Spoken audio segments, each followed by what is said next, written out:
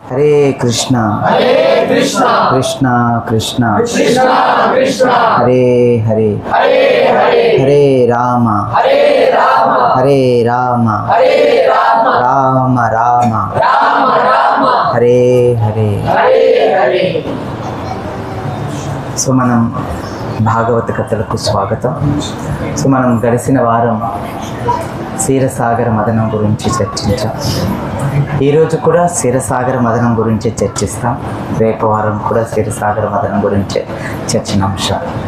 So మనం గడిచిన వారం మనం ఎక్కడ ఆగాం గుర్తుందా? మర్చిపోయామా? అలా మర్చిపోతే ఎలా చెప్పండి. కృష్ణేంద్ర ప్రీతి, ఇంద్రియ ప్రీతి, రెండు రకాల వ్యక్తులు ఉంటారు. కృష్ణేంద్రియ ప్రీతిగా సేవ చేసే వాళ్ళను దేవతలు అని అంటారు. తన సొంత ఇంద్రియాల కోసం పనిచేసే వారిని అసురులు అని అంటారన్నమాట అని భాగవతం చెప్తుంది, నేను కాదు. సో మీరు క్లారిటీగా వినాలి అది. సో భాగవతం ఈ విషయం చెప్తుంది అన్నమాట. అంటే దేవతలైనటువంటి వారు, దేవతలు, అసురులు ఇరువురు కూడా కలిసి ఈ క్షీరసాగర మదనానికి వచ్చారు. కేవలం ఏమిటి అంటే, సో వాళ్ళు భగవంతుడు, దేవతలకు భగవంతుడు చెప్పాడు కనుక వాళ్ళు శత్రువులైనప్పటికీ కూడా అసురులు అయినటువంటి బలిచక్రవర్తి దగ్గరికి వెళ్ళి, వారు ఎటువంటి అహంకారము లేకుండా వారి దగ్గరికి వెళ్ళి ఈ క్షీరసాగర మదనం చేయడం కోసం ఇంద్రుడు బలిచక్రవర్తి దగ్గరికి వెళ్ళి ఎంతో వినయంగా ఆయన్ను అర్థించినట్లు మనకు భాగవతం చెప్తుందన్నమాట. అయితే హరే కృష్ణ. సో భాగవతం మనకు ఈ విషయాన్ని తెలియజేస్తుంది. అయితే ఆచార్యులు ఏమంటున్నారు అంటే, కృష్ణుని యొక్క ఇంద్రియాలను సంతృప్తిపరిచే వాళ్ళు భక్తులు.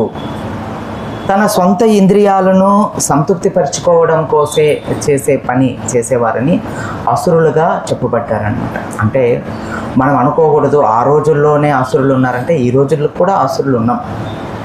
ఈ రోజుల్లో కూడా భగవంతుని ప్రీతిగా సేవ చేసేవారు కొంతమంది ఉంటే, తన సొంత ఇంద్రియాలను ఆనందపరుచుకోవడం కోసం సేవ చేసేవారు కూడా మరి కొంతమంది ఉన్నట్టు మనకు చెప్తుందన్నమాట. అందువల్లనే ఈ ఘర్షణ అనేది ఎందుకు ఏర్పడుతుంది? ఘర్షణ ఎప్పుడు ఏర్పడుతుందంటే, వ్యతిరేక భావాలు ఉన్నప్పుడే ఘర్షణ అనేది మనకు సమాజంలో కనిపిస్తుంది. అంటే దాదాపుగా మనకు ఇటువంటి స్వభావం ఉన్నటువంటి వాళ్ళే ఉన్నారు అనే విషయం మనకు అర్థమవుతుంది కనుక ఇది మనం అర్థం చేసుకోవాలి.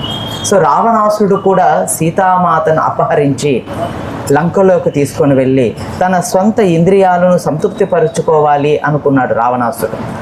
కానీ హనుమంతుడు ఆ రావణాసుని ఓడించి సీతామాతను లంక నుంచి విడిపించి రామునికి అర్పించి రామునికి సేవ చేయాలని హనుమంతుడు అనుకున్నాడు అన్నమాట. సో మీరు చెప్పండి, రావణాసురుడు గొప్పవాడా, హనుమంతుడు గొప్పవాడా? మనం ఎవరికైనా జై చెప్పాల్సి వస్తే రావణాసునికి జై అంటామా, హనుమంతునికి జై అంటామా? ఎందుకని? భగవంతునికి సేవ చేశాడు కాబట్టి. అంటే ఇప్పుడు మీకు అర్థమైందా? మనం కూడా భగవంతునికి సేవ చేస్తే మనకు ఇంకొకరి జై చెప్తారు. సో కాబట్టి మనం భగవంతునికి సేవ చేయాలి. ఋషికేశ సేవనం భక్తి ఉత్తమం. రూపగోస్వామి పాదులు వారు మనకేం నేర్పిస్తున్నారు అంటే, శాస్త్రం ద్వారా భగవంతుడు ఋషికేశుడు అంటే ఆ భగవంతుని ఋషికేశ అని ఆయనకు ఒక పేరు. ఇంద్రియాలకు అధిపతి అయినటువంటి వాడు ఆ భగవంతుడు.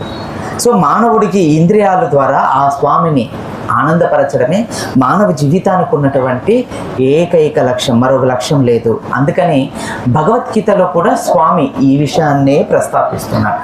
మామేకం శరణం భజ అంటూ ఆ స్వామి మనకు తెలియపరుస్తున్నాడు అన్నమాట. అందువల్ల మనం భగవద్గీత చదివినా లేదా విన్నా కానీ మనకు ఈ పరమ సత్యాన్ని మానవుడు తెలుసుకొని సద్భావాలను పెంచుకొని ఆ స్వామి యొక్క చరణాల పట్ల భక్తి భావాన్ని పెంచుకొని తన జన్మను సార్థకం చేసుకోమని శ్రీమద్ భాగవతం మనకు తెలియపరుస్తుంది. అటువంటి తెలియపరిచేదే ఈ క్షీరసాగర మదనం. సో మనం అర్థం చేసుకోవలసినటువంటి విషయం అన్నమాట. సో మనం గడిచిన వారం మనం చెప్పుకున్నాం, దేవతలు అసురులు కలిసి క్షీరసాగర మదనం దగ్గరికి వెళ్ళి వాళ్ళు ఏ విధంగా ఆ క్షీరసాగర మదనం చేస్తుండగా అందులో నుంచి మొట్టమొదటిసారిగా విషం అనేది వచ్చినప్పుడు ఆ విషాన్ని దేవతలందరూ కూడా నారాయణుని అర్థించగా నారాయణుని శివభగవానుని స్వీకరించమని దేవతలను అర్థించమని చెప్పగా దేవతలు వెళ్ళి కైలాసనాథుడైనటువంటి మహాదేవుణ్ణి అర్థించగా ఆ మహాదేవుడు వచ్చి ఆ యొక్క విషాన్ని స్వీకరించినట్లు మనం అక్కడి వరకు చెప్పుకున్నాం గడిచిన వారం. సో ఈ యొక్క ఎప్పుడైతే అలాహలాన్ని శివభగవానుడు తాగాడో ఆయనకు గర్లకంఠుడు, నీలకంఠుడు అనేక రకాలైనటువంటి పేర్లతో ఆయన పిలువబడ్డాడు. అంతేకాకుండా ఆ విషాన్ని స్వీకరించినటువంటి మహాదేవునికి దేవతలందరూ కూడా తన పైన ఆకాశంలో నుంచి పుష్పవృష్టిని కురిపించారన్నమాట. పుష్పాలను వర్షంలాగా కురిపించి ద్రుంబులు మోగిస్తూ కర్తాలు మృదంగాలను మోగిస్తూ మహాదేవుణ్ణి వారందరూ కూడా దేవతలు, ఋషులు, గంధర్వులు, కిన్నరులు, కిన్పురుషులు వీళ్ళందరూ కూడా ఆ కైలాసనాథుడైనటువంటి ఆ మహాదేవుణ్ణి స్తుతించారనమాట. అలా అందరూ స్తుతిస్తూ ఉండగా నందివాహనుడైనటువంటి మహాదేవుడు అందరూ చూస్తూ ఉండగా కైలాసానికి వెళ్ళిపోయారు.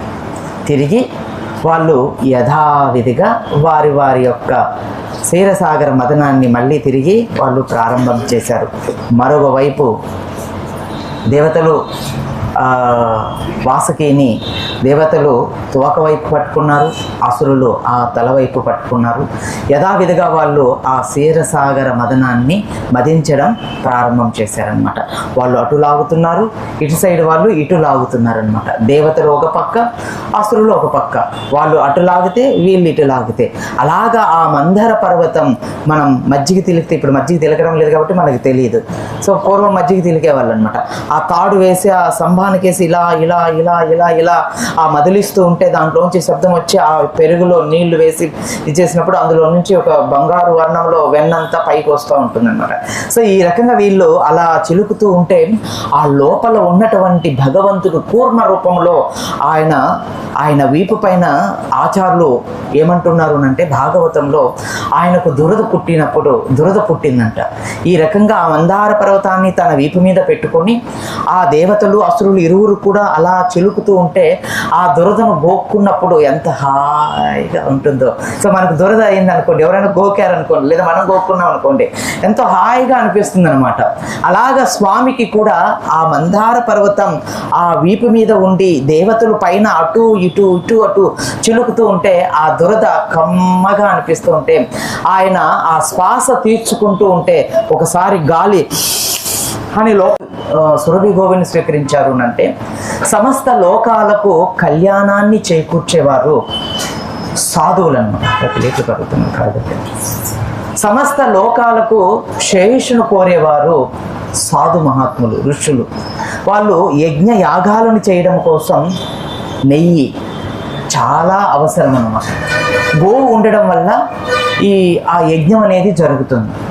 సో అందువల్ల పాలు ఉండడం వల్ల స్వామికి అర్చన జరుగుతుంది, అభిషేకాలు జరుగుతాయి.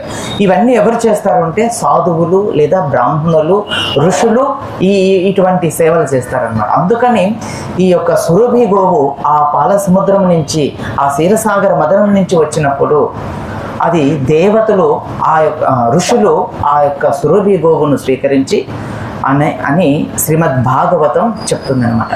తిరిగి మళ్ళీ యథావిధిగా ఆ క్షీరసాగర మదనం కొనసాగిస్తూ ఉండగా అందులో నుంచి ఆ పాల సముద్రంలో నుంచి ఒక తెల్లటి గుర్రం అందులో నుంచి ఆవిర్భవిస్తుందన్నమాట. ఆ తెల్లటి ధవల వర్ణంలో ఉంటుంది.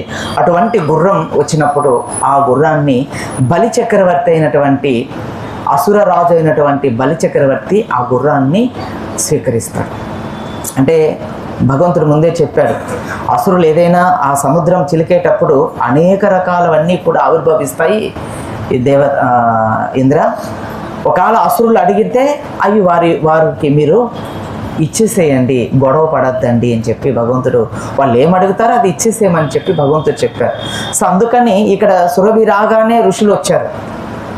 మాకు కావాలని వాళ్ళు తీసుకెళ్ళిపోయారు సురభి మాతను. తర్వాత చిలకగానే ఒక తెల్లటి అశ్వం, అద్భుతమైనటువంటి అశ్వం ఆవిర్భవించింది. ఆ అశ్వాన్ని బలి చక్రవర్తి చూసి ఎంతగానో ముగ్ధుడైపోయి ఈ అశ్వం నాకు కావాలి అని అసురరాజు అయినటువంటి బలి దాన్ని స్వీకరించారు. తర్వాత మళ్ళీ ఈ యొక్క క్షీరసాగర మథనం కొనసాగుతుంది. అందులో నుంచి ఇప్పుడు ఒక అద్భుతమైనటువంటి ఐరావతం అనే ఒక ఏనుగు అందులో నుంచి ఆవిర్భవించింది అనమాట. తెల్లటి ఏనుగు, 4 దంతాలు కలిగినటువంటి ఏనుగు. శ్రీమద్ భాగవతంలో ఆ ఏనుగు గురించి ఏం చెప్తుందంటే, కైలాస పర్వతాన్నే తలదన్నట్లుగా ఉందంట ఆ యొక్క ఐరావతం యొక్క సౌందర్యం. అంతటి అందంగా మెరిసిపోతూ తలతలలాడుతూ ఉందన్నమాట. కైలాస పర్వతం కూడా మంచులాగా తెల్లగా నిగనిగలాడుతూ ఉంటుందన్నమాట. అందుకని శ్రీమద్ భాగవతంలో సుఖదేవ గోస్వాములు వారు కైలాస పర్వతాన్ని తలదన్నట్లుగా ఈ యొక్క ఐరావతం అనే ఈ యొక్క గజం అంత అందంగా, అంత కాంతివంతంగా 4 దంతాలు వేసుకొని అద్భుతంగా మెరుస్తూ సర్వులను ఆకర్షిస్తూ ఉందంట. అటువంటి ఐరావతాన్ని ఇంద్రుడైనటువంటి ఆ దేవతల రాజు అయినటువంటి ఇంద్రుడు ఆ ఐరావతాన్ని స్వీకరించాడనమాట. తర్వాత ఈ క్షీరసాగర మథనం అనేది అలా కొనసాగుతుంది. అలా కొనసాగుతూ ఉండగా ఆ యొక్క క్షీరసాగర మథనంలో నుంచి కౌస్తుభమణి అనే మణిని ఆవిర్భవించింది. ఆ మణి స్వామి యొక్క హృదయాన్ని అలంకరించింది. ఆయన అలంకరించుకోవాలి, ఈ మణి వెళ్ళి ఆయన హృదయాన్ని అలంకరించింది అనమాట. అందుకనే భగవంతుడికి కౌస్తుభమణి దారి, కౌస్తుభమణితో ఉంటాడనమాట స్వామి. ఈ కౌస్తుభమణి ఈ క్షీరసాగర మథనం నుంచి ఆ స్వామిని అలంకరించింది అనమాట. ఆ తర్వాత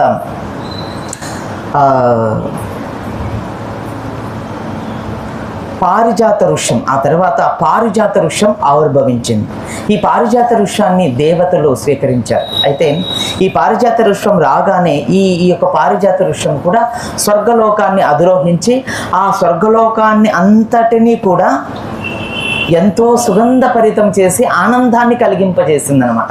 ఈ పారిజాత వృక్షం నుంచి వచ్చే అద్భుతమైనటువంటి ఆ పుష్పాల నుంచి వచ్చే సుగంధం ఎంతో భగవంతునికి ప్రీతిని కలిగిస్తుంది అనమాట. సో ఈ పారిజాత వృక్షం వల్లనే స్వర్గలోకానికి ఒక అద్భుతమైనటువంటి సుగంధం కలిగింది. అందుకని ఈ పారిజాత వృక్షం స్వర్గాన్ని అధిరోహించి ఆ స్వర్గలోకాన్ని అంతటినీ కూడా పరిపాలించింది అనమాట.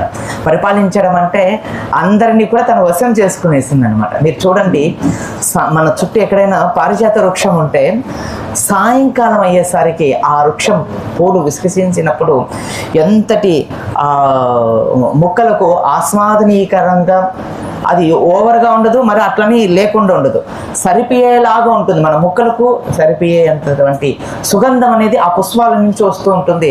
అది ఎంతగానో ఆకర్షణీయంగా ఉంటుంది. అది ఆ వాసన చూస్తూ ఉంటే సో మనం కూడా మైమర్చిపోతూ ఉంటాం అనమాట. అంతటి అద్భుతమైనటువంటి వాసన వస్తూ ఉంటుంది అనమాట. మన వెనకాల ఉంది. సో పూలు పూసినప్పుడు సాయంకాలం అటు వెళ్ళగానే, తలుపు తీయగానే మంచి ఆ గాలి ఇలా తోల వీసగానే అలా ముక్కులకు హాయినిస్తూ ఉంటుంది అనమాట. అది ఆ యొక్క పారిజాతం యొక్క ప్రత్యేకత. అందుకని ఆ పారిజాతం స్వర్గాన్ని అధిరోహించి స్వర్గాన్ని అంతటినీ కూడా ఆ వృక్షం పరిపాలించింది. ఈ వృక్షం పైనే శ్రీమద్ భాగవతంలో విశేషమైనటువంటి కథ కూడా ఉందన్నమాట. సత్యభామాదేవితో ఒక అద్భుతమైన కథ ఉంది. సో మనం రాబోయేటప్పుడు మనం అవి చెప్పుకుందాం. తర్వాత ఇలా ఆ దేవతలు, అసురులు కూడా ఈ యొక్క క్షీరసాగర మథనాన్ని వాళ్ళు ప్రారంభించారు. అలా జరుగుతుండగా అశ్వరసులు అంటే నలుగురు అశ్వరసులు, రంభ, ఊర్వశి, మేనక, తిరోత్తమ అనే అశ్వరసులు నలుగురు ఆవిర్భవించారనమాట ఆ పాల సముద్రంలో నుంచి, క్షీరసాగరం నుంచి. వారిని దేవతలు స్వీకరించారు. అందుకనే మనం భాగవతం వింటే ఆ ఇంద్ర యొక్క సభలో ఎప్పుడు కూడా నృత్యం, గానం చేయబడుతూ ఉంటారనమాట. ఈ అశ్వరసుల చేతనే గానం చేయబడుతుంది. ఎందుకంటే వాళ్ళు చక్కటి గానముతో పాటలు పాడుతూ, ఏవి అంటే పిచ్చి పాటలు కాదు, ఇప్పుడు మనం పాడుతారే ఇక్కడ అలాంటి పిచ్చి పాటలు కాదు, వాళ్ళు పాడేది భగవంతుని గురించి గానం చేస్తారనమాట. మీరు ఏకాదశి మహత్యము కథ విన్నప్పుడు మీకు కొన్ని కథలలో వస్తుందన్నమాట. ఇంద్రసభలో గానం చేస్తూ ఉండగా ఇంకో ఎవరో తోటమాలి నవ్వాడని, అతనికి మళ్ళీ ఇంద్రుడు కుబేరుడు ఎవరో శాపం ఇచ్చారని మనం ఇలాంటి కథలు మనం చదువుతుంటాం కదా. సో ఆ రకంగా వాళ్ళు దేవతా లోకంలో ఈ అసురసులు ఏం చేస్తారంటే భగవంతుని యొక్క గుణాలను కీర్తిస్తారనమాట వాళ్ళు.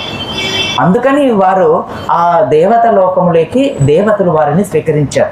అందుకని ఇంద్రసభ ఎప్పుడు కూడా గానం చేయబడుతూ ఉంటుంది. ఎవరిని అంటే శ్రీహరి యొక్క గానం. వాళ్ళు ఎల్లప్పుడూ కూడా భగవంతుని గానం చేస్తూ వాళ్ళు అద్భుతంగా నృత్యం చేస్తూ ఆ భగవంతునికి ఆనందాన్ని కలిగించేటువంటి వాళ్ళు. అందుకని సో మనం వేరేగా వాళ్ళని అర్థం చేసుకోకూడదు అనమాట. అంటే మనకు తెలీదు. సో కాబట్టి మనం అలాగా రంభా ఊరవసి అనగానే ఏదో వాళ్ళు దేవతలకు అలా ఇలా అని చెప్పేసి అనుకుంటూ ఉంటాం అనమాట.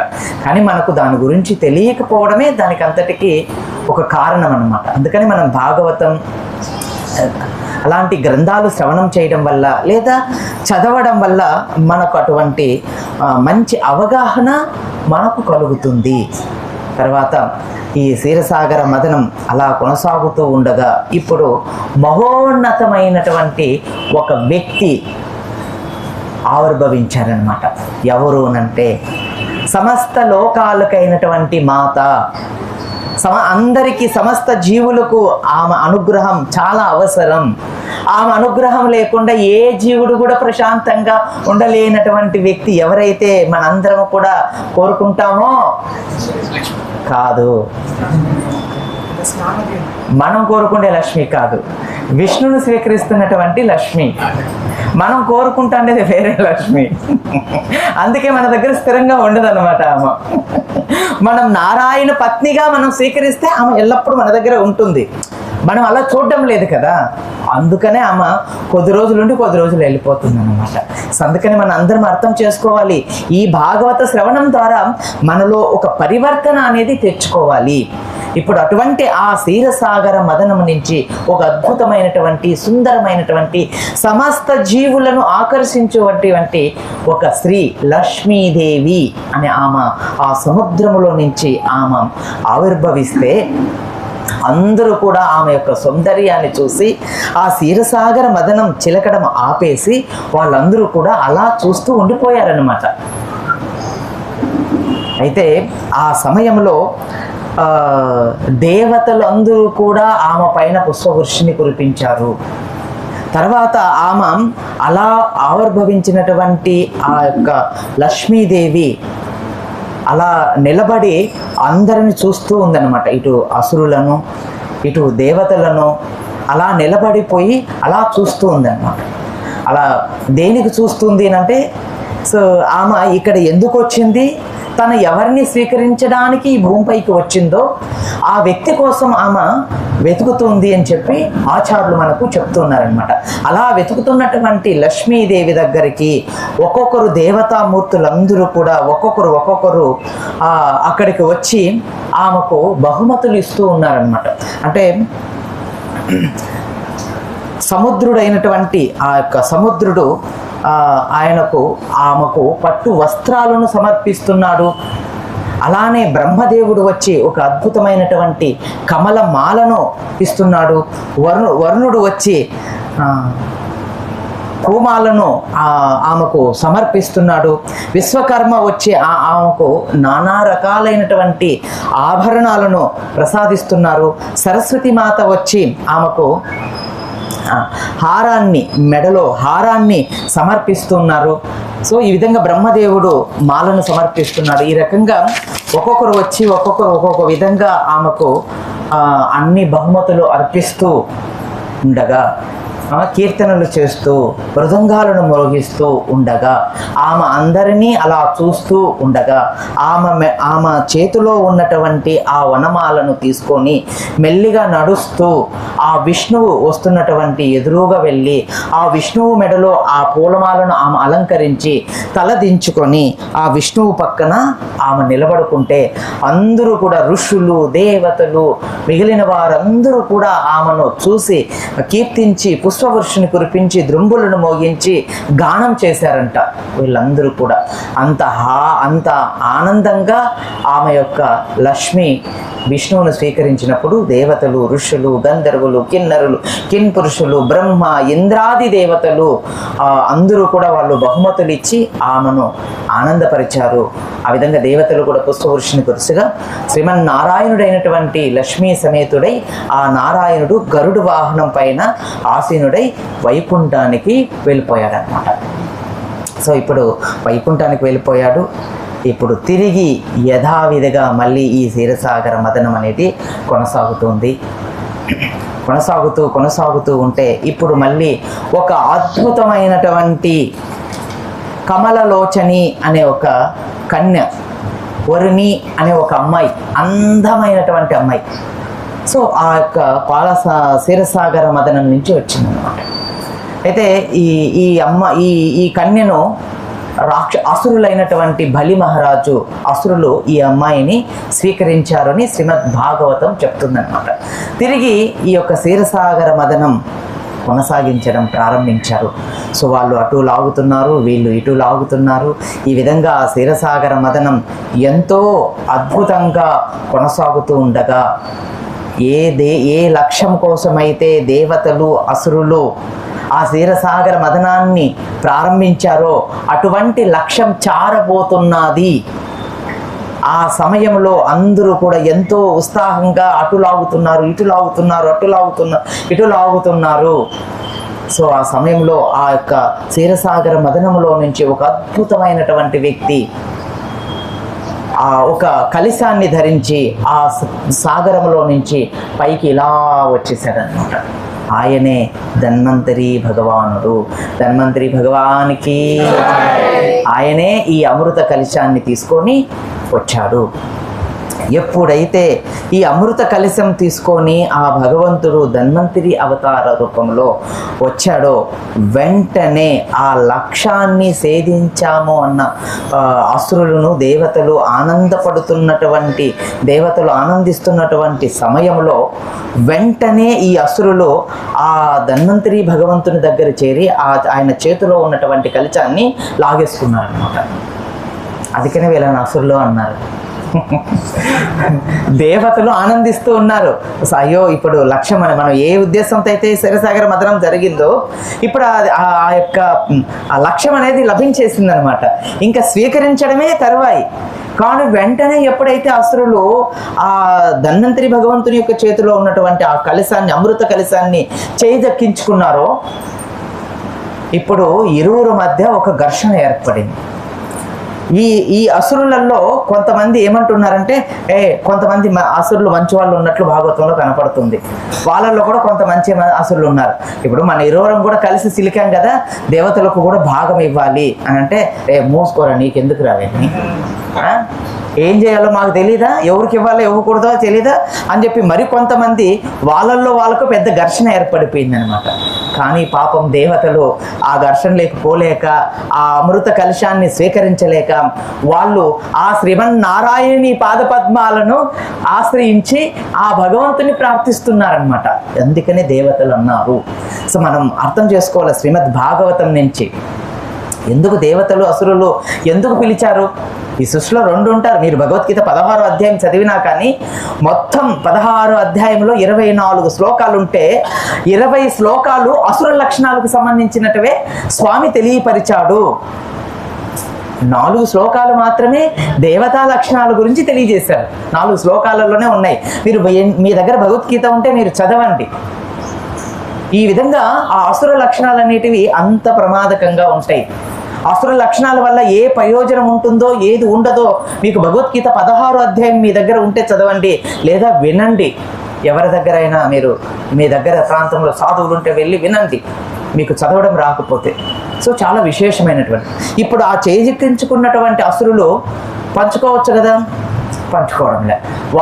వాళ్ళకు పోటీ ఏర్పడింది అనమాట.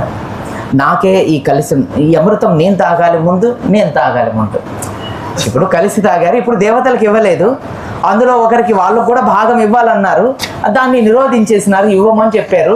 సరే ఇచ్చేసిన తర్వాత సరే వీళ్ళైనా సమానంగా పంచుకోవాలి కదా, లేదు ఇప్పుడు వీళ్ళు పంచుకోవడం లేదు, వీళ్ళు పోటీ పడుతున్నారనమాట.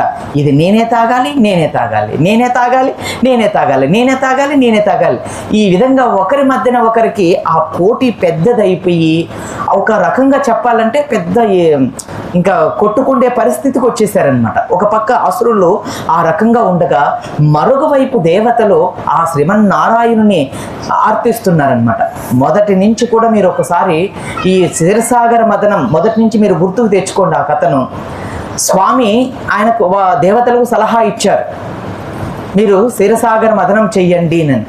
సలహా ఇచ్చినప్పుడు సహాయం కూడా ఆయనే చేశాడు. అందుకని మనం సలహా ఇచ్చేటప్పుడు సహాయం చేసేట్టుగా ఉంటేనే సలహాలు ఇవ్వాలి, లేదా మన పని మనం చేసుకోవాలి. సో కాబట్టి ఇప్పుడు అన్ని పరిస్థితుల్లో కూడా శ్రీమన్నారాయణుడు దేవతలకు ఏ రకంగా సహాయం చేస్తున్నాడు అనేది మనకి నేర్పిస్తుంది. అందుకనే మనం భగవంతునికి ఏ వ్యక్తి అయితే శరణాగతి పొందుతాడో అటువంటి వ్యక్తికి కృష్ణుడు రక్షిస్తాడు అని చెప్పడానికి మనకు ఈ యొక్క క్షీరసాగర మదనం మనకు నేర్పిస్తుంది అన్నమాట. అయితే ఇప్పుడు ఆ దేవతలందరూ కూడా స్వామిని ప్రార్థిస్తుండగా స్వామి ఇప్పుడు ఒక అద్భుతమైనటువంటి రూపం, మన్మోహనమైనటువంటి రూపం, మనోహరమైనటువంటి రూపం, సమస్త విశ్వమంతా కూడా ఆయనను ఆకర్షించేటువంటి అద్భుత రూపంలో అక్కడికి వచ్చేసాడనమాట. మోహిని రూపం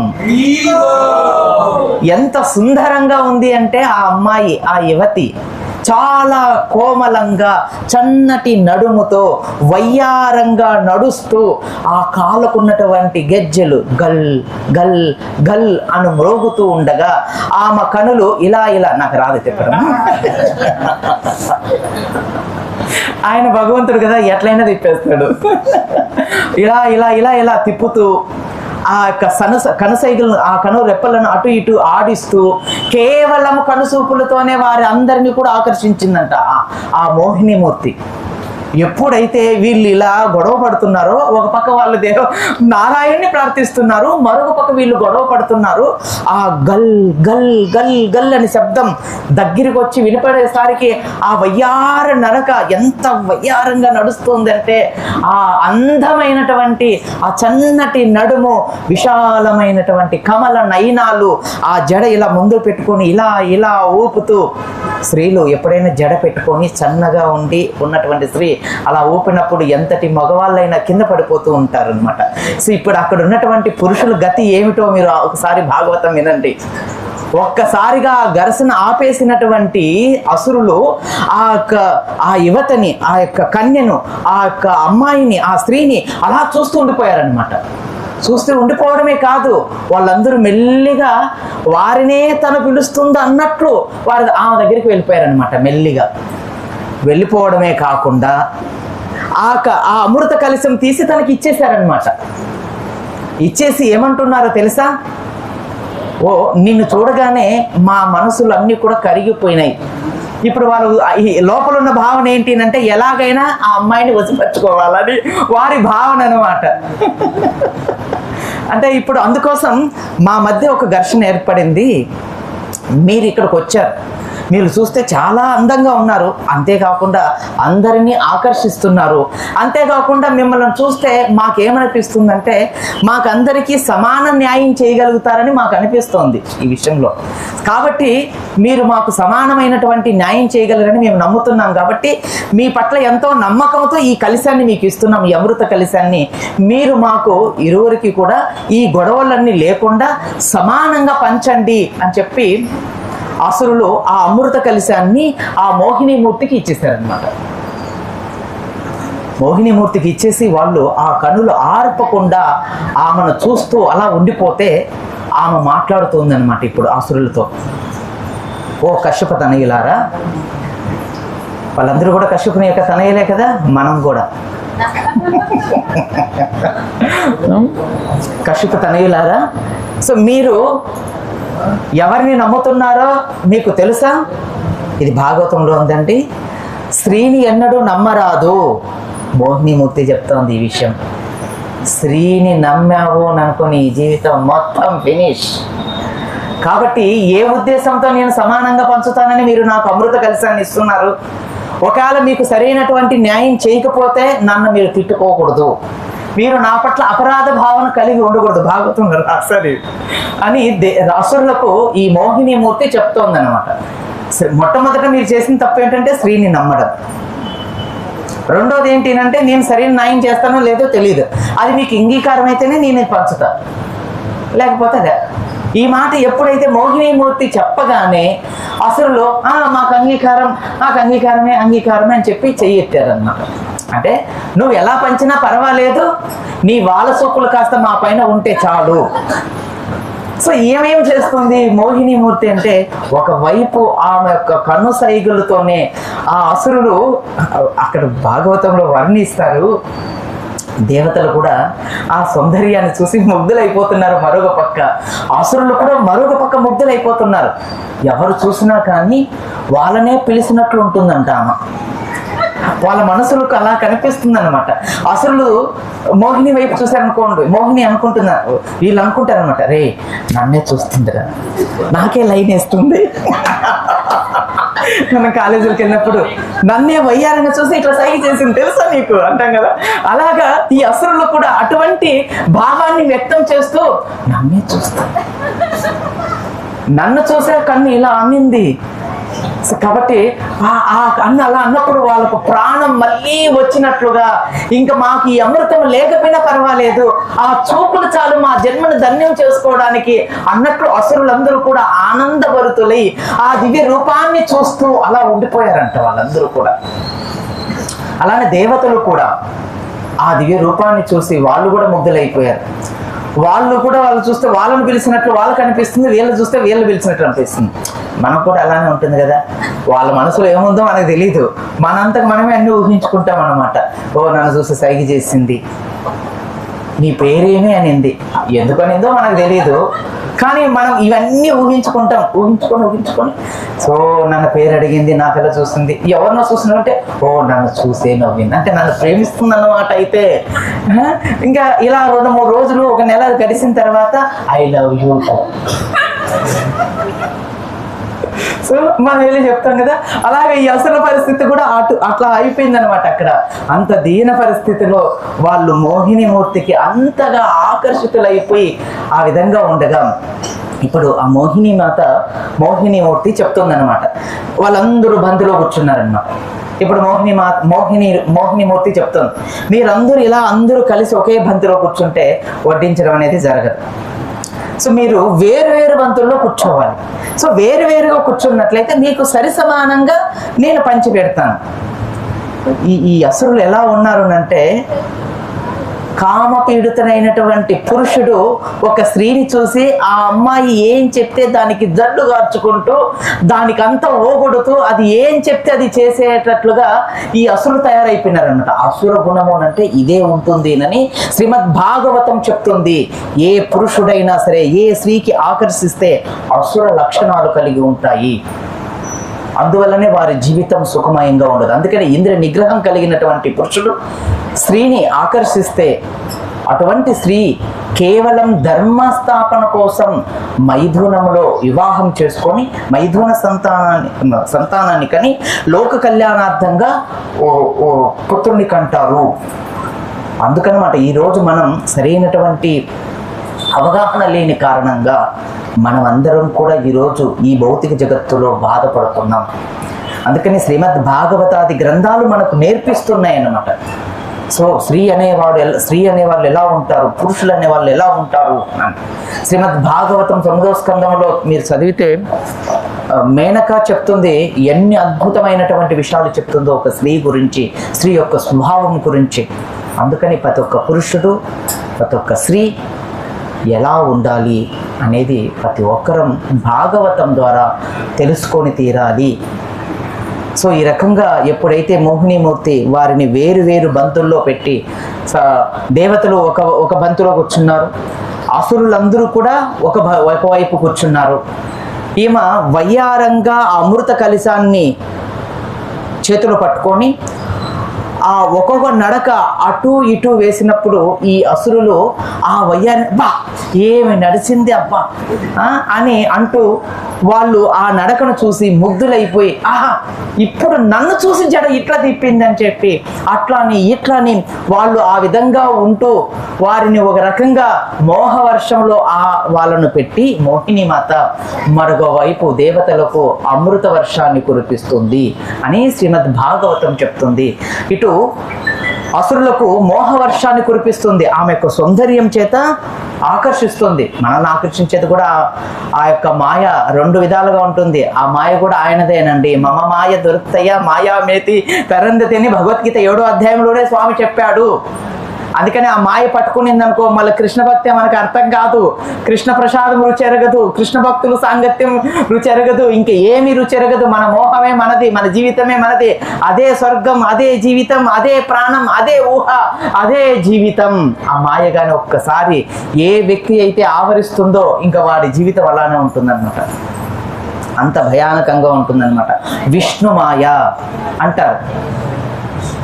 అందుకని ఇప్పుడు ఈ దేవతలందరూ కూడా మోహవశంలో అసురులందరినీ కూడా పెట్టినటువంటి మోహిని మూర్తి ఇప్పుడు దేవతలు కూర్చున్నటువంటి బంతిలో ఒక్కొక్కరికి వరుసగా అమృతాన్ని పంచిపెడుతూ వాళ్ళందరూ కూడా అమృతాన్ని స్వీకరించినటువంటి దేవతలు ఇటువైపు అసురులు కూర్చొని ఆమె యొక్క సౌందర్యాన్ని తిలకిస్తూ ఆమె చూపులకు పడిపోయినటువంటి అసురులు ఒక్కడు అందులో ఆలోచించి తెలివిగా ఆలోచించినటువంటి రాహువు అనే వ్యక్తి అది గమనించి దేవత రూపాన్ని ధరించి దేవతల వైపు కూర్చున్నాడు అన్నమాట.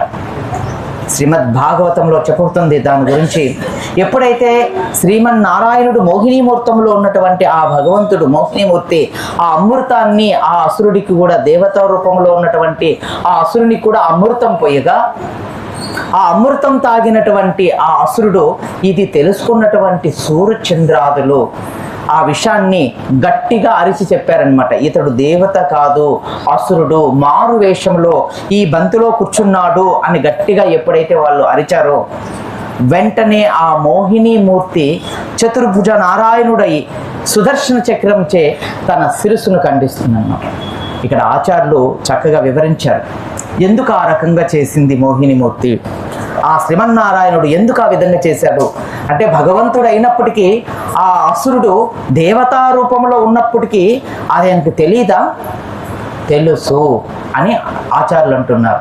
మరి తెలిసినప్పుడు ఎందుకంటే అమృతం ఇవ్వాలి అని అంటే ఆ అమృతం యొక్క మహోన్నతమైనటువంటి మహత్యాన్ని తెలియపరచడం కోసమే మోహినీమూర్తి ఈ రకంగా ఆ అసురుడికి అమృతం ఇచ్చి శిరస్సు సేదన చేసినప్పుడు ఆ అమృతం లోపలికి దిగక ముందే శిరస్సు సేదన చేసింది. ఆ అమృతం ఎక్కడి వరకైతే వెళ్ళిందో అక్కడ వరకు ఆ అసురుడు శాశ్వతంగా ఇప్పటికీ కూడా బ్రతికి ఉన్నాడని మన ఆచార్యులు చెప్తూ ఉన్నారనమాట. వారి కారణంగానే ఈరోజు గ్రహమని సూర్యగ్రహణం అని లేదా చంద్రగ్రహణం అనేటివి జరుగుతూ ఉంటాయి, వస్తూ ఉంటాయి అని మనకు తాత్వికంగా చెప్తూ ఉంటారనమాట. ఇది మనం అర్థం చేసుకోవలసినటువంటి విషయం అనమాట. అంటే ఈ యొక్క అమృతం ఎంత మహిమాన్వితమైనటువంటిది అనేది మనం అర్థం చేసుకోవాలి. ఎప్పుడైతే ఈ సంఘటన జరిగిందో ఆ మోహినీమూర్తి స్త్రీ రూపంలో నుంచి విష్ణు రూపమని దాల్చినటువంటి ఆ మోహినీమూర్తిని చూసినటువంటి ఆ అసురులు ఒక్కసారిగా అవాక్కైపోయారనమాట. ఏంది ఇంచేపు మేము ఈ విష్ణుమాయలోన మేము పడి ఉంది, విష్ణుమాయ చాలా ప్రమాదకరమైనటువంటిదండి. సమస్తమంతా కూడా విష్ణుమాయతోనే ఆవరించి ఉంటుంది. అందుకని కృష్ణుడు మనకు హెచ్చరిస్తున్నాడు అనమాట. మమ మాయ దురత్తయ మాయామేతి తరందతి, నా మాయ చాలా బలమైనటువంటిది, దాని నుంచి మీరు ఎప్పటికీ బయటపడలేడు. మీరు బయటపడాలంటే నాకు శరణాగతి అయిన వాళ్ళకే బయటపడతారు. ఇప్పుడు అక్కడ అసురులు ఉన్నారు, దేవతలు ఉన్నారు. ఆ మాయకు ఎవరు ఆకర్షితులయ్యారు అంటే అసురులు ఆకర్షితులయ్యారు, దేవతలు ఆకర్షితులు అవ్వలేదు. వాళ్ళు పూజించారనమాట, ఆ భగవంతుని పూజించారు. ఈ రకంగా ఆ యొక్క విష్ణు రూపాన్ని తీసుకున్నటువంటి ఆ ఒక భగవంతుని చూసినటువంటి దేవతలు అసురులు ఇద్దరు కూడా ఆశ్చర్యచకితులైపోయి దేవతలు ఎంతగానో ఆనందించారనమాట. ఎంతగా ఆనందించారు అంటే వాళ్ళకు అమృతాన్ని సేవించి తిరిగి వాళ్ళు బలాన్ని పుంజి ధర్మస్థాపన కోసం సమస్త లోకాన్ని కళ్యాణం చేయడం కోసం దేవతలు పనిచేస్తారనమాట. ఇక్కడ మీకు ఒక ప్రశ్న రావచ్చు, ఇదేంటండి ఇద్దరు సమానంగా పనిచేసినప్పుడు ఆ ఫలితాన్ని ఇరువురు కూడా సమానంగానే కదా పంచుకోవాలి అని మనకు భౌతికంగా తీసుకుంటే అటువంటి ప్రశ్న అనేది మన అందరిలోనూ కలుగుతున్నటువంటి ఒక సాధారణమైనటువంటి ప్రశ్న. నిజమా అబద్ధమా అండి? అటువంటి ప్రశ్న. కానీ ఇక్కడ శ్రీమద్ భాగవతం మనకు ఏం చెప్తుంది అంటే కృష్ణేంద్రియ ప్రీతి, స్వ ఇంద్రియ ప్రీతి. మన ఇంద్రియ ప్రీతి కోసం ఏ వ్యక్తి అయితే పని చేస్తాడో వారు అసురులుగా పిలువబడ్డారు. అసురులు ఇంద్రుడు వెళ్ళి ఎప్పుడైతే బలి మహారాజును కలిసి ఈ క్షీరసాగర మదనం చేద్దాం అనుకున్నప్పుడు వాళ్ళు మంచిగా మర్యాదగా మాట్లాడి లోపల ఆ అమృతాన్ని చేజిక్కించుకొని దేవతలను సంహరిద్దాము, అమృతాన్ని తాగి సమస్త ఈ యొక్క విశ్వాన్ని మనం పరిపాలిద్దాం అన్న ఒక లోపల భావనతో వాళ్ళు పాల్గొన్నారు అన్నమాట. అందుకని ధర్మస్థాపన చేయడం కోసం భగవంతుడు అవతరిస్తూ ఉంటాడు కదా. అందుకని ఎవరిని నమ్మి వాళ్ళు అక్కడికి వెళ్ళారు? శ్రీమన్నారాయణుని నమ్ముకొని దేవతలందరూ కూడా ఆ క్షీరసాగర మదనానికి వెళ్ళారు. ఎందుకు వెళ్ళారు అనంటే అమృతం దేనికోసం అనంటే అమృతం సేవించి సమస్త జీవులకు సేవ చేయడం కోసం, సమస్త లోక కళ్యాణం చేయడం కోసం దేవతలు ఉన్నారు కనుక వారు ఎప్పుడు బలంగా ఉంటే ఎక్కువ సేవ చేయగలుగుతాం. ఇప్పుడు ధర్మస్థాపన చేసేటువంటి వాళ్ళు బాగుంటే, మన పెద్దలు బాగున్నారు అనుకోండి, వాళ్ళు మనకు మంచి విషయాలు బోధించి మనకు మంచి చెడులు నేర్పించి మనల్ని ఎప్పుడు మంచిగా చూస్తారు. అందువల్ల మనం బాగుంటాం. మన పెద్దలను మనం చంపేశామనుకోండి స్వార్థంతో, అప్పుడు మనకు ఎవరు మార్గదర్శనం చేస్తారండి? ఈ విషయమే భగవద్గీత మొదటి అధ్యాయంలో అర్జునుడు కృష్ణుని అడుగుతున్నాడు అన్నమాట. సో కాబట్టి ఈ అసురులందరూ కూడా తన సొంత ఇంద్రియాలను సంతృప్తిపరచుకోవడం కోసం ఆ అమృతాన్ని చేజిక్కించుకోవాలనుకున్నారు. అయితే గుణపాఠం ఏమిటి అంటే ఎవరైతే తన ఇంద్రియాలను సంతృప్తిపరచుకొని పొందాలనుకుంటారో వారికి గుణపాఠం ఏమిటి అంటే భగవంతుని అనుగ్రహం వారికి ఎప్పుడూ ఉండదు. ఎవరైతే కృష్ణేంద్రియ ప్రీతి కోసం సేవను చేస్తారో వారికి ఎల్లప్పుడూ కూడా ఆ భగవంతుని యొక్క శ్రీమన్నారాయణుని యొక్క అనుగ్రహం ఎల్లప్పుడూ ఉండుగాక అనేది ఈ కథ, ఈరోజు ఈ కథాంశంగా మనం అందరం కూడా అర్థం చేసుకోవలసినటువంటి విషయం. అంటే మన యొక్క భావాలు కృష్ణేంద్రియ ప్రీతిగా ఉన్నట్లయితే కృష్ణుడు మనం రక్షించి మన వైపు కృష్ణుడు ఉంటాడనమాట. మనం ఎప్పుడైతే ఏదైనా మనకు లభిస్తే అది కృష్ణుడిదే, అది లభించి మనం భోగించాలి అనుకుంటే కృష్ణుడు సహాయం చేయడు, గుణపాఠం నేర్పిస్తాడనమాట. సో కాబట్టి మన అందరం కూడా అర్థం చేసుకోవాలి ఎలా ఉండాలి అనేది ఈ క్షీరసాగర మదనం ద్వారా మనం నేర్చుకున్నాం. రేపు వారం కూడా మరికొన్ని విషయాలను మనం నేర్చుకుంటాం. సో ఈరోజు 2వ భాగం మనం పూర్తయింది. రేపు 3వ భాగాన్ని వచ్చే వారం చర్చిస్తాం. అందరూ శ్రీమద్ భాగవతం की जय, शिला प्रभुपाद की जय, गौर प्रेमानंदे।